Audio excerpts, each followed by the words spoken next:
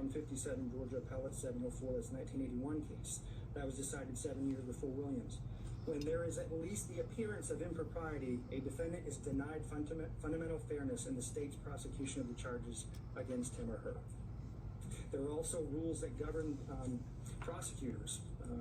Lawyers in general are bound to preserve and avoid even the appearance of impropriety. That's Brown v. State, 256 Georgia Appellate 603-202, 2002. Head v. State. A prosecutor's close personal relationship with the victim in a case may create at least the appearance of a prosecution unfairly based on private interest rather than one properly based on vindication of public interest.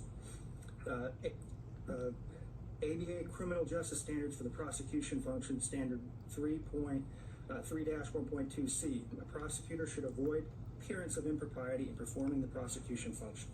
3-1.7f. The prosecutor should not permit the prosecutor's professional judgment or obligations to be affected by the prosecutor's personal, political, financial, professional, business, property, or other interests or relationships. So the rules that govern her in her own profession say that this is wrong because she's developed a financial interest in this case. And at the very least, created the appearance of unfairness towards these defendants by setting up a relationship, a prosecutorial relationship with her boyfriend that she'd been dating for 2 years, according to the testimony. So before I move, Your Honor, to the specific facts, you asked, what's personal interest, and I think, frankly, as I was trying to figure this out, I think you know it when you see it. It's just like in the concurrence in Jacobellis versus State of Ohio Supreme Court case from 1964, Justice Stewart, in his concurrent opinion, said, "I know it when I see it," talking about obscenity. I think you know it when you see it. I think there's enough facts in front of you that you know it when you see it. And so I think that the governing principle helps enlighten some of the facts here. And also, I think it's not just financial. In McLaughlin v. State, I think the court's very familiar with that case, 295 Georgia 609, 2014. The Supreme Court essentially said that because the acting DA had become a witness in the case and developed a personal interest in the case due to his daughter's relationship with the victim, that he was disqualified. And because he was disqualified, his entire office was disqualified. So turning to the facts of the case, Your Honor, I think I've got, my role is 20 minutes, so I've got about 8 minutes left. So why the relationship, why did we spend so much time on a relationship between these two people? We frankly couldn't care less if they had a personal relationship outside of work. That is not what the issue is here. The issue is that they began this relationship in 2019. They were dating for 2 years, and then she awarded him a contract where public money, either from Fulton County or the state of Georgia, ended up in his pockets. That decision alone was improper. But what's even more improper is that then she and he used that money to go on personal vacations and trips. If Your Honor will remember, Exhibits 9, 11, and 12 dealt with the expenditures by Wade on trips. If you do the math on that, if you look at what he spent, and then you look at the testimony about what was paid back by Willis, because the cash reimbursement theory, I'll talk about in a second, but if you do the math on what he actually paid for and what they testified she paid back in cash, you still have over $9,200, $9,200 and $9,247 to be exact, is the amount of money they cannot account for in their testimony. And as Your Honor will remember, there was no mention of cash in Mr. Wade's affidavit when the best and first opportunity to raise that issue would have come up is when the state filed their response in his affidavit. That is nowhere to be found in there. The first time we heard about cash was here in this courtroom. And so I think she's received a personal financial benefit of over $9,200 in this case that she can't account for, and the state can't account for. And the reason we can't account for it is because they came up with a cash theory. Cash theory only raises. Before we get into that, let me ask you this. Let's say let's say the theory wasn't even there that they had paid it back or that there had been any exchange. Should there first be a consideration of a materiality requirement? No. Have you seen that in this jurisdiction, or well, it's not in this jurisdiction. Have you seen that in any other jurisdiction? No, I haven't seen that, Judge. And if it was $6, that would still be improper. Would it be improper where it's a per se disqualification if someone, buys their boss a stick of gum? Is that per se disqualifying because there's no materiality requirement? Well, no, I don't disagree that it may not meet a materiality requirement, but it's a personal benefit. I won't say that giving a pack of gum is just justification for disqualifying a district attorney. I think that's part of the issue, Judge. I think it's a fact-based inquiry by you. So there's a continuum involved here. Yeah, but I think the continuum involves you looking at whether or not, in the grand scheme of things, it violates the Constitution, and whether or not there's an appearance of a conflict, and the appearance suggests that she actually received a benefit, and we know that she did. They admitted it. We don't have to speculate about that. They said that she said she got a benefit, and she said she paid back certain amounts. In that regard, Your Honor, I don't know, would $100 be enough? Would $200 be enough? I think you have to look at it globally and consider all of the witnesses, consider all of the facts, consider the credibility of the witnesses, frankly. I mean, Your Honor sat here and watched everybody, so I haven't spent a lot of time going into the specific testimony because Your Honor is well aware of it. But you get to evaluate the credibility of the witnesses as a fact finder. And, just from a legal perspective, though, you're saying we can't just say dollar amount, look no further. There has to be a totality of the circumstances analysis. I think it's fact specific, Judge. I don't really want you to pin me down on that because there's no law on it. I can't give you a straight answer because I haven't seen anything like that. And I think if we build a materiality requirement into the case law, then you're down a slippery slope then, because then it's going to be the appellate courts are going to be deciding, well, is $50 enough? Is $100 enough? So I think it's not necessarily the amount of the money, it's the fact that she received it, and it's not insignificant. And I don't think your order has to say because she received $9,200 she's disqualified. I think if we go back to the 20,000-foot level, what's the appearance here? Is this fairness to the defendants? Does it appear that she is interested in this prosecution, or does it appear that she's disinterested? She took the stand. You can tell she's not a disinterested person when it comes to this proceeding, but we also argue she's not a disinterested person when it comes to the prosecution as a whole. I'm going to leave for, I'll resist the temptation to defend my wife, who I believe to be an excellent lawyer and a member of the bar for 20 years in good standing. But I will say this, Judge, you don't just evaluate the credibility of the witnesses, you evaluate the credibility of the lawyers. And Mr. Abadi stood up here in open court in front of national news and the national public and called her a liar. I need to address that for 1 minute. The text messages that are now part of the record, which now are substantive evidence for you to consider, prove everything that she put in that motion, everything that she tried to elicit from Mr. Bradley was absolutely 100% true. And not only was it true, she verified through the witness himself that the motion was accurate before it was filed. So for the state to get up here and impugn her credibility, it's not only improper, it violates Berger versus the United States, which is a case that says the state can't just get up here and make any argument it wants. And I encourage the court to call him out on it when he steps up here. We have to have candor towards the tribunal. You cannot lie to the court, cannot lie to the public, cannot lie to the jury. And I think that's what he did. So there's other corroboration of our view that she was in this relationship. I think, frankly, based on Mr. Bradley's testimony, Your Honor can separate the wheat from the chaff when it comes to credibility, but Mr. Bradley had 2 chances to correct information that he suddenly developed amnesia about, and he just didn't do it. How does the timing of the relationship impact financial interest? Because it's part of the scheme she created intentionally in order to give benefits to her boyfriend.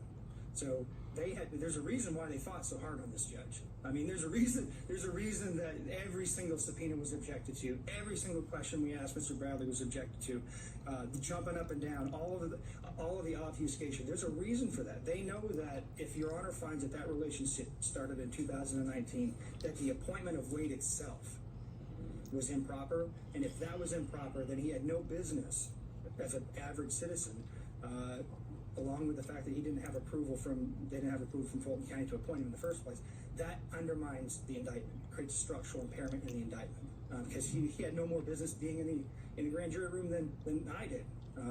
So that's what they're worried about. And the reason why it's important for the financial piece, Judge, is it's how the money ended up going back to her. She put her boyfriend in the spot, paid him, and then reaped the benefits from it. That she created the system and then didn't tell anybody about it. She didn't even tell her dad about it. So I think if in the grand scheme of things, if you're looking at the totality of the facts, and I've got to sit down here in about 2 minutes to make room for my co-counsel. If you look at it, everything put together, judges, they did this, they knew it was wrong, they hid it, and even when they were called out on it, they tried to create an excuse for it by saying it happened after the fact. We know now from the testimony, Ms. Yurdy confirmed that Mr. Bradley, his text messages were accurate, not his court testimony, but that fact was accurate. The motion is accurate. And so, also, I do want to point out, there's no paper trail here for the cash. I know that this was I know she and her father both testified that they kept cash on hand, which, I mean, keeping cash on hand in and of itself is not a problem. When you're a public official and you're required to keep track of gifts that you receive, then you need to keep track of it. But there's no paper trail. There's no deposit history. There's no withdrawal history. There's no receipts. None of that. So even assuming their testimony could be credible, and we don't think that it is, you still don't have enough information to track all that money that she received. And this is just what we know. But does the lack of evidence fall on the state? Does the lack of evidence fall on the state? Isn't that where burdens come in? Yeah, yes, I think they had an obligation to tell Your Honor, hey, this is where the money went. And they certainly had the ability to do that if they could do it. Since they didn't do it, we have to assume they can't. And if they can't, I just want to remind the court of a very important piece of testimony from Ms. Willis that I think goes to credibility of all of the officers of the court who testified. She met with Wade, and they developed in 10 minutes after talking about the financial piece, I believe, this cash theory that could not be rebutted. We have no ability to do that. They did, and they chose not to do it. So with that, Your Honor, unless Your Honor has more questions for me, I'm going to sit down and turn the podium over to my distinguished colleague, Mr. Sadow. Thank you, Mr. Merchant. Appreciate the court's time.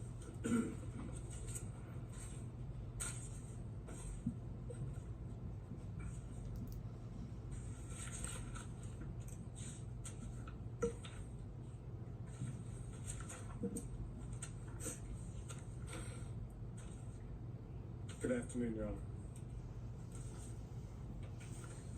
I'm going to speak to what I would call a subset of forensic misconduct. And I'm going to assume that all the law that's been provided to you in pleadings as well as emails, you don't need me to tell you what the law is. So I'm going to just set up how the disqualification and then dismissal of the indictment should take place under the subset of forensic misconduct. Roman's counsel, Ms. Merchant, filed on January 8th her pleading, her motion to dismiss and to disqualify. We were in court that Friday of that week in which I made it known that that is President Trump, may adopt that motion. I wanted to see what was going to happen before I did so. That Sunday, which would be January the 14th, 2024, D.A. Willis took it upon herself to go to a historic black church in Atlanta, having not responded at all to the motion of Ms. Merchant's client, Roman. And she made what we now call the church speech. And Your Honor has reference to that. You didn't necessarily want evidence on that, but you know what the church speech was. It was videoed. It was clear that Ms. Willis had notes. She was reading from notes that she had prepared. It was a calculated determination by Ms. Willis to prejudice the defendants and their counsel. How so? By making an issue out of the fact that the person that was challenged in the Roman motion was black, without telling the public or the church members or anyone for that matter that the reason that Mr. Wade was being challenged was not because he was black, had nothing to do with race. It had to do with the relationship that had been alleged and later admitted to by Miss Merchant. Miss Willis took full opportunity to prejudice the defendants, and then comes along later in a pleading and says it wasn't designed or intended to be at the defendants at all, or the defense counsel, which with all due respect is just nonsense. The purpose of that was to get public sympathy, public empathy for what Miss Merchant had already alleged in her motion. Now, that was a violation of the professional rules of conduct. It was a violation of 3.8G. There's no question about it. It wasn't in response to anything that was said. It was a public statement, extrajudicial, for the purpose of making a comment upon the defendants. It would be in response to a motion that was filed. But it wasn't filed in a response, in a pleading. It was filed in response to a motion. And the motion were allegations made. If Ms. Willis wanted to respond at that point, she could have said the facts of the matter. Instead, she misstated what the situation was, took advantage of the opportunity, an ethical violation, and the ethical violation makes it clear that you must refrain from making extrajudicial comments that have a substantial likelihood of heightening public condemnation of the accused. Can you think of anything more that would heighten public condemnation of the defendants than alleging that defense counsel and the defendants were making their motion based on race and religion? That's as bad as it gets in Fulton County, with all due respect. That's exactly what Ms. Willis wanted done. And remember, the state still had not responded.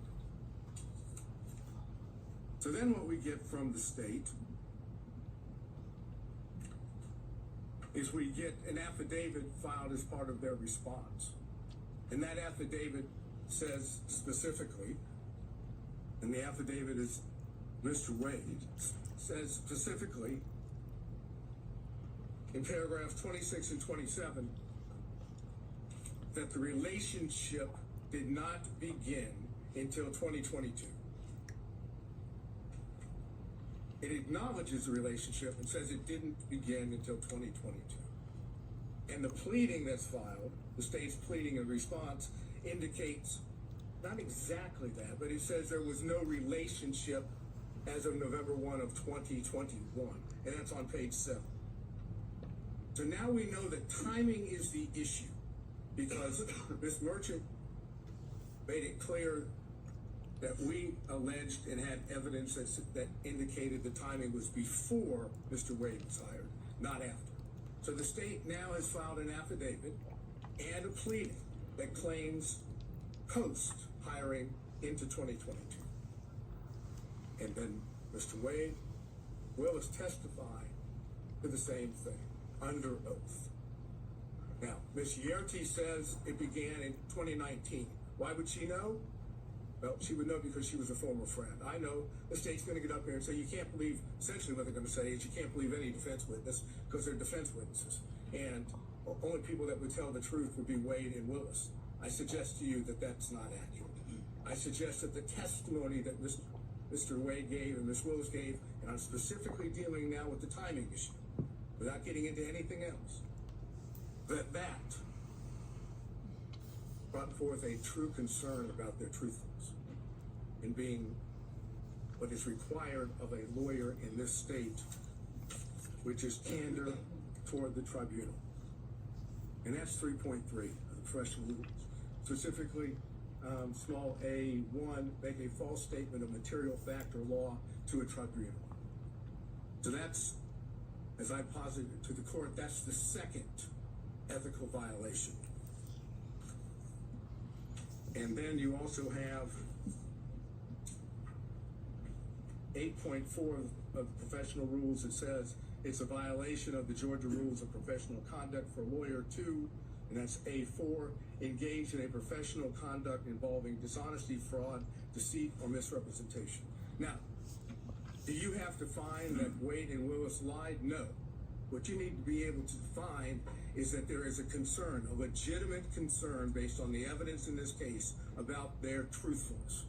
A legitimate concern about the truthfulness, which equates to an appearance of impropriety. Because once you have the appearance of impropriety under forensic misconduct, the law in Georgia is clear, that's enough to disqualify. So, why should you find there's a concern with their truthfulness?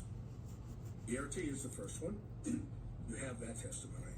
But then we go to what is the most obvious indication that Willis and Wade were not truthful on the point of timing, and that's Bradley. Defense Exhibit 26 came into evidence. Defense Exhibit 26 comes in and says,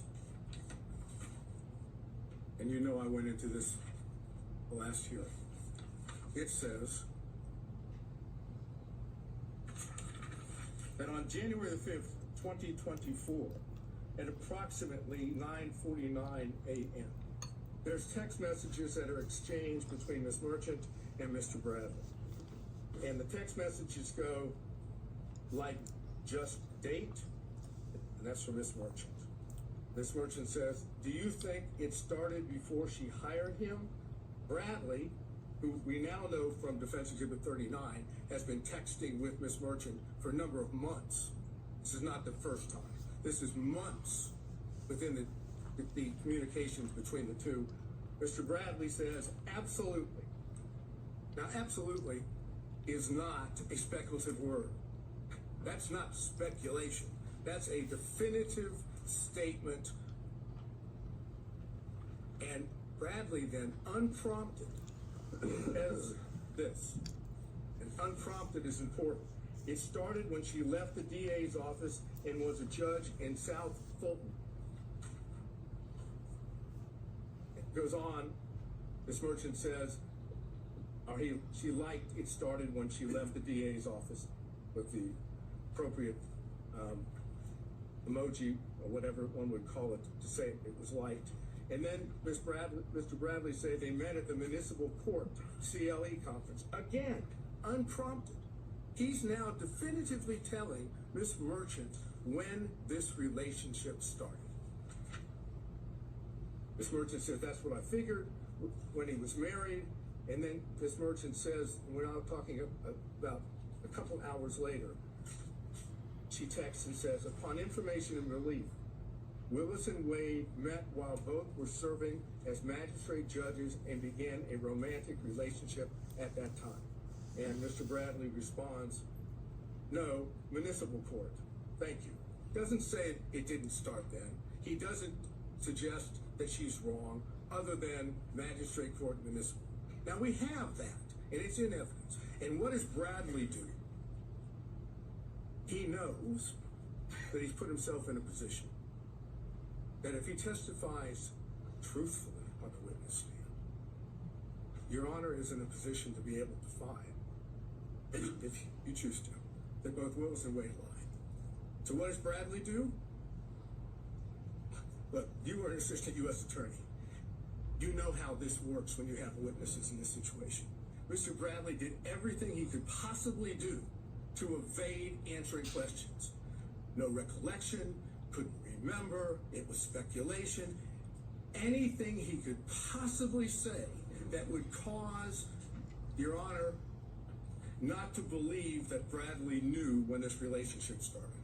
I suggest they were clear-cut lies, and the truth is in Defense Exhibit 26. And so if we take that view, that he thoroughly impeached himself, that he did not give truthful conduct, what's left standing? Generally, you would see someone who's impeached, perhaps we have some kind of core that you could point back to and say that's the time he was telling the truth. In these text messages, is it ever definitively shown how he knew this and that he actually did know it, other than in just a assertion outright, absolutely.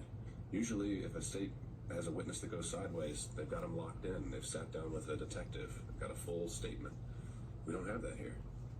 But what you have is a text message, which is a prior statement of Bradley that he did on his own, that was not given to him by someone else. The only thing that the court has just noted is, how do we know he wasn't speculating? Because you don't have to accept the fact that he wasn't speculating. The cases that I provided, I think by email yesterday, the first dealing with that, you can disbelieve that testimony and draw a negative inference. That's the Ferguson case. On Lee, the other case, you can simply take the prior inconsistent statement as substantive evidence. It has the same value. And that's what I'm asking you to do, to take what was the unprompted statement in Defense Exhibit 26 of Bradley, and take that on its face value, that is an indication that Bradley in fact knew and had said he did. If you accept that, you have to have concerns about the truthfulness of Willis and Wade on the timing issue. And I don't know if this is something maybe one of your co-counsel were going to address as well. We heard about kind of the law that applies, how we're outside kind of the orbit of the core of cases we're used to dealing with here, where it deals with side switching or where someone is in the relationship, the client relationship. The proposition you're putting forward now is that if a representative of the state, the lead prosecutor, the district attorney themselves, says something that's untruthful on the record, that is something that immediately has to be proactively policed by the trial court. Basically what I'm getting at is, where in the law do we find the remedy to an untruthful statement? Generally, we send you down the street to the bar, right? And that's why I gave you the cases of Registe and Edwards yesterday. While those aren't prosecutorial cases or dealing with prosecutors, they deal with counsel. And in both those cases, the trial judge found ethical violations on the part of defense counsel, or potential ethical violations. Went through the ethical violations and said, based on that, you're disqualified. You cannot be the attorney of record in this case. What's good for the goose is good for the gander. If defense counsel can be kicked off of a case because of ethical violations, I suggest the same thing can happen for prosecutors when the ethical violations deal with truthfulness, candor to the court, extrajudicial statements. Those are the things that this court can rely upon and say, based on those, again, I find an appearance of impropriety. Where would be the limiting principle? The district attorney signs every indictment assigned in this courtroom. Yeah. Does that mean she's off every case? No, it would be when the... If I found that she's untruthful, is that what you're kind of suggesting? Then? You don't have to find, again, I'm not saying you have to find that she was untruthful or that Wade was untruthful. You don't have to make a finding of fact that they lied. All you have to do is make a finding of fact that you have genuine, legitimate concerns about their credibility, about their truthfulness. And once you find that, then you can apply Registe and Edwards. Well, but it's the same principle, though. If I have genuine concerns about her truthfulness on a particular occasion, how do those not spill over into every criminal case a district attorney brings? Well, it's because she testified under oath, and so did Mr. Wade. They didn't have to testify falsely. They could have testified truthfully. They could have indicated that the relationship, the timing was in fact before Mr. Wade was hired. They chose not to. And in that sense, that dishonesty, that constitutes a violation of their ethical responsibilities. Absolutely. This is not signing an indictment. This is not filing a pleading in which both sides have their own positions. This is a requirement that every witness has to tell the truth under oath. And if they don't tell the truth under oath, or there's a significant concern about their credibility, then they're violating their ethical rules. And as anyone will tell you, as Your Honor already knew from when you were a prosecutor, prosecutors are held to a higher standard. They're the ones that are supposed to be seeking justice. They don't have a particular, they're supposed to be disinterested. When you have the lead prosecutor and the DA giving what I suggest to you is untruthful testimony, based on what Yerti has said, based on what Bradley said in his text, based on the whole way it was presented to you. Bradley didn't want to testify. He first came up with his attorney-client privilege thing on that. And Your Honor was, fortunately, went into that. And then when Bradley knew he had to testify about it, you saw what happened. You can draw the inference, as I've suggested on Bradley, that what he said in the text message, Defense Exhibit 26, is true. The relationship, in fact, started prior to November 1st of 2021. The ERT says that.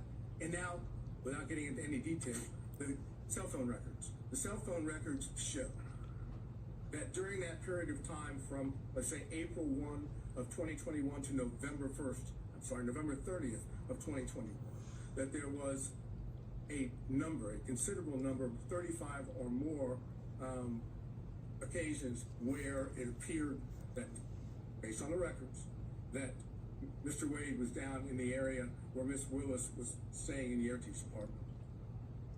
But more important is there are two occasions, and the state has not challenged those. There are two occasions where the records reflect that it appears Mr. Wade spent the night at that apartment. The state may say, we don't accept that, but they didn't challenge it. And even when they brought forth what they brought forth today, Supplemental 2 and 3, they didn't challenge it again. So what does that suggest? That's corroborating evidence of what Yerte had said, of what Bradley said in his text message. It's also impeachment evidence as to what Wade and Willis said about how many times. Is that a significant, in terms of just the times? Didn't Mr. Wade testify that he was there at least 10 times during that time frame? You've now found 35. Well, minimum of 35. Okay. But never overnight. He said he never spent overnight. Put that to the side, though, just in terms of the fact that he did say he'd been over there, that he visited the place, and I presume he wasn't obviously keeping a very good accounting of it, but that wasn't something that was entirely denied. If you're asking me, do we win on the point that he said more than 10 or around 10 and we say 35, do we win on that point? No. Okay. It's not determined. The overnight rate might raise some more concerns. I understand. Yeah, it does. And that's the reason why we highlighted it in the affidavit of Mr. Middlestadt, because that is suggestive that they were not being honest to the court. So then, how much time have I used? Have I? I'm letting them use the hook. So, suggestive. Again, raising issues. I'm wondering about burden. Is it we're dealing with a preponderance standard? We are dealing with preponderance standard, and it's our burden. Yeah. No question about that. So does suggestive get us there? No, but it is corroborating evidence of evidence that we did put up. And that's what the purpose of the cell phone records. They corroborate what Yerte says. They corroborate what Bradley said in Defense Exhibit 26. And they impeach, to that extent, Wade and Willis' testimony. So if you find by a preponderance of the evidence, so I can finish this up, if you find by a preponderance of the evidence that what I call subset of forensic misconduct, ethical violations, has been shown, and that there is a significant and legitimate concern about the truthfulness of Wade and Willis, they're disqualified. Now, obviously, factual findings are yours, but the law allows you to do that. You don't have to do it through an actual conflict. That's the other side of the equation. And that's what I've argued, and I think that's what Mr. Gibbons argued. Before I let you go, though, this is an interesting classification. You're saying forensic conduct isn't just commenting publicly about the case indicating guilt. You're saying forensic conduct is just anything a district attorney says falls into that box? No, I'm saying that Improper. that forensic misconduct as a subset of that would include violations, ethical violations, which impact the ability of the defendants to get a fair trial, as well as impact the court's ability to have faith that the prosecutors, these two prosecutors, are acting in good faith in their own conduct. Same idea of dealing with, as I said, defense counsel in the two cases I mentioned. Ethical violations can give rise to disqualification, and I suggest we have that here. All right. Thank you, Mr. Seda. Thank you. Where's the shot clock when you need it? Right there. Your Honor, I want to address very directly here. What we have is a systematic continuous pattern, a calculated plan, evidencing a design to prejudice the defendants in this case, in the minds of the jurors. This is what we have seen. This isn't the problem that the district attorney has. It's not that the district attorney had some sort of brief, off-the-cuff statement in an interaction with a reporter like in Williams. That's not what we have here. We have someone who sat down, wrote out her speech, wrote out her plan, who sat down for whether it's 2, 3, or 6 times with the editors of Find Me the Votes, and told and got her message out about this case before it was supposed to be tried in this courtroom. And so that is the problem that we have. We have a pattern of forensic misconduct on behalf of Ms. Willis. So, I mean, we have a pattern of public statements being made. I take it you or your team has dived in and read the book. I know she was asked about specific portions in it. The only case that I can find actually talking about when someone crosses the line on public comments is that Williams case, and it talks about there has to be an implication of saying the defendant, a particular defendant, is guilty, and it even denied it, right? So, have you found any case in Georgia where they actually said that a prosecutor had gone too far in their public comments? Does one exist? Well, number one, thank goodness it doesn't happen often. Sadly, it's already happened here. Now, in Williams, the prosecutor had one response to an inquiry. The court found it was improper, but did not have this pattern. Now, it doesn't necessarily mean a comment about the quote guilt or innocence, although that was the pattern in Williams. It's the improper comments by a prosecutor. For example, in Williams, they cite the nature and consequences of forensic misconduct in prosecution of criminal case, a 1955 Columbia Law School article, and how prophetic that was. When Williams cites that case in that law school article, they talk about an awful lot more than simply the comments about specific guilt or references to guilt. What you have here, Your Honor, is a comment, and we can't look at it it doesn't apply only if a prosecutor said, I think the defendant is guilty in my mind. No, it's more pernicious than that. What we have here is someone who sat down and drew up a plan for 2 reasons. And what she did reminds me of what the court in STV, Texas talks about, and that is that pretrial can create major problems for a defendant, indeed more harmful than publicity during a trial, for it may set the community opinion as to guilt or innocence. That's what we have here. That's exactly what we have. And the court in Estes talks about the power of the television camera. So what do we have, and what did this prosecutor do? What she chose to do is sort of what was criticized by the Supreme Court in Shepard v. Maxwell. Legal trials are not like elections to be won through the use of meeting halls, the radio, or the newspaper. That's exactly what we have here. What we have is a deflection. What this is all about is it's more insidious than just making the comments that she's made.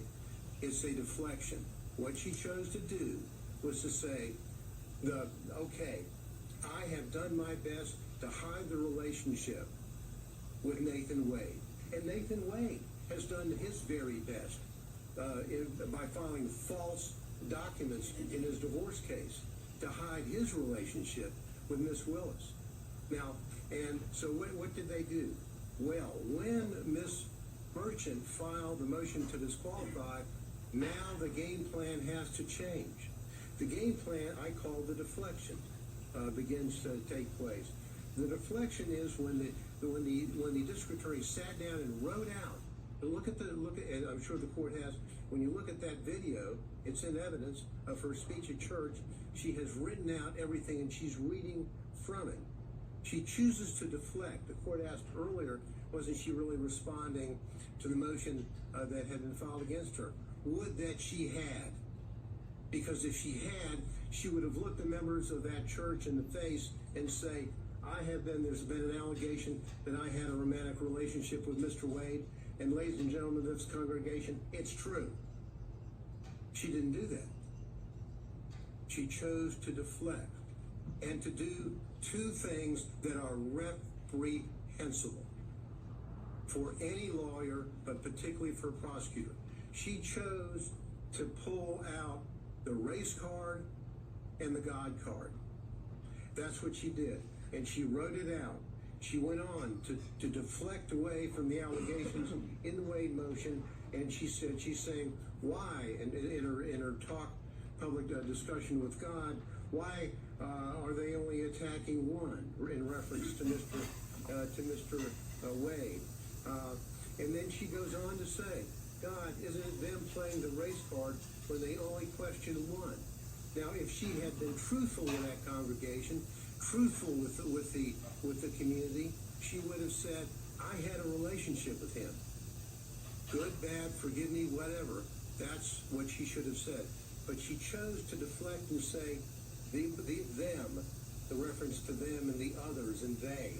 It's obviously a reference to the motion filed by Ms. Merchant. They choose to go after the black man. And she then goes on, again, deflecting away and deflecting to what I call the third rail in American society, choosing somebody on the other side of being a racist. So-and-so is a racist. They're racist. She was the one playing the race card in a way to try to deflect from her own conduct. She goes on to say in discussions with the Lord, God, is it that some will never see a black man as qualified no matter his achievements? Again, the deflection. What is she saying? The listener is not necessarily in that audience in that church. The listener is at Fulton County. The potential jurors who will come into a courtroom and say whether or not they can fairly judge the evidence or judge the defense in this case. She chose to inject race into the minds of the listeners and virtually everybody in this community, and literally everybody in this country has reviewed and analyzed her speech that she made in a premeditated way. And in bringing in not only the race card, but also in bringing in the religious matter. This is exactly what Hammonds v. State and our Supreme Court talks about condemning as an inflammatory appeal to the jurors' private religious beliefs. Why would she do that? To deflect. But now, not only is she deflecting, but she is then going forward and, in a way, telling the community, telling the congregation that God is on her side, not on the side of these people. God, she said, and when she's talking, and she's saying, God, pray for their souls. I, meaning God, qualified you. I qualified your imperfect, flawed self. I see you in every hour. Do my work. That was As sick. though she's telling the folks in her very, very, very implicit way, injecting into the minds of the jurors, God wants me to win this case. God wants me to prosecute this case. And why is he going, and why are these others going after the black man? Well, the answer is very simple. As we said in our brief, we didn't mention Mrs. Cross, the white female, or Mr. Floyd, the white male, because there was absolutely no evidence, and is no evidence, of a personal romantic relationship with them in which she obtained these benefits. That's the reason why we did not do that. So she goes forward with her with the deflections. That's exactly what she does when she goes forward, and she talks about a plan interviews time and time again with authors of the book Find Me the Votes, where she's talking about a case that's going to be tried in this courtroom. It's reprehensible. So in that specific, instance, setting aside the fact that she was willing to go on the record before a case had even reached the jury, what specific statements from that book do you contend cross the line? Well, for example, she's saying, she goes on to talk about all the calls that she gets from people calling her racial terms. And all the calls are racist. What she's trying to do, and I think there's a reference in there to MAGA people, whatever. In that, what she's really saying is that those people calling me up and making those claims or those horrible racial slurs to me are really people on their side of the fence. That's what she's doing. And there's no reason, Your Honor, ever for a prosecutor to sit down and go forward with this kind of interview. She did it and find the votes. But then they what really happened here is this hiding of the relationship. Because in hiding the relationship, they have done such a good job. Mr. Wade filed false documents in his divorce case when on May the 23rd, May of 2023, talking about, have you ever had sexual relations with a person during the course of the marriage or including the period of separation? He's still married. He doesn't have a divorce decree, but his answer is none.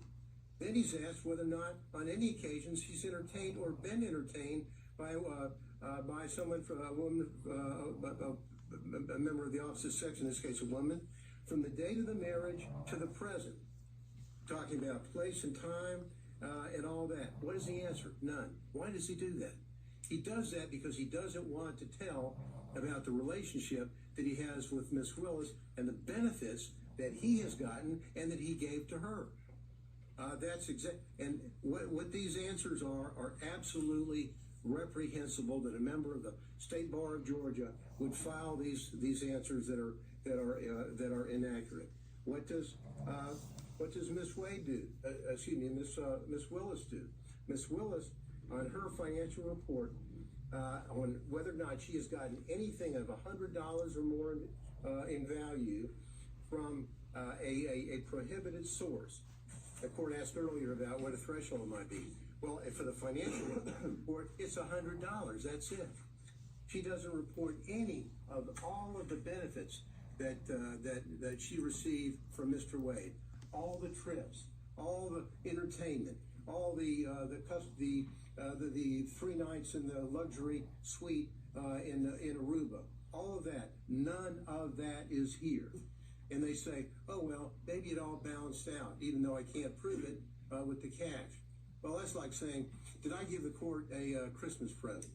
Well, maybe I gave the court a Christmas present, and the court gave me one back. The court has to fill out a form whether you got a Christmas present from anybody. You say, I got one from Mr. Gillen. You don't say, nah, well, I gave him one back, so it really evens out.